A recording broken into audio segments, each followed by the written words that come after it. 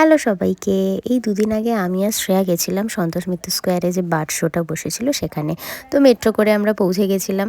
তারপর ওখানে গিয়ে এত সুন্দর সুন্দর পাখি দেখেছি, সিরিয়াসলি খুব ভাল লাগছিল। আর যেহেতু একদম লাস্ট দিন আমরা গেছিলাম, মানে যেদিনকে উঠে যাবে, তো খুবই ভিড় হয়েছিল। ম্যাকাও থেকে শুরু করে পায়রা অনেক রকমের, এটা লাভ বার্ড ছিল, খুব সুন্দর লাভ বার্ডগুলো। আমি এরকম কালারের লাভ বার্ড আগে দেখিনি, বিশেষ করে রেডটা। তো এখানে অনেক রকমের পাখি ছিল, অনেক ভিড় হয়েছিল। গ্রে প্যারট ছিল, রাজহাঁস ছিল, গিরগিটি ছিল।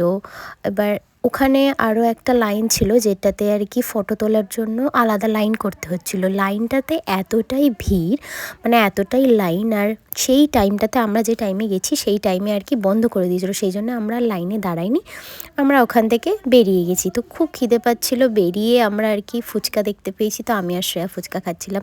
ফুচকা খেয়ে ও বললো আমি কোল্ড ড্রিঙ্কস খাবো, ও কোল্ড ড্রিঙ্কস খেলো, আর আমি মিঠা পান খেলাম, আমার মিঠা পান খুবই ফেভারিট। তো তারপর বাড়িই চলে এসেছিলাম ঘুরতে ঘুরতে। তো টাটা গাইস, তোমাদের সাথে আমার দেখা হবে আবার নেক্সট ব্লগে।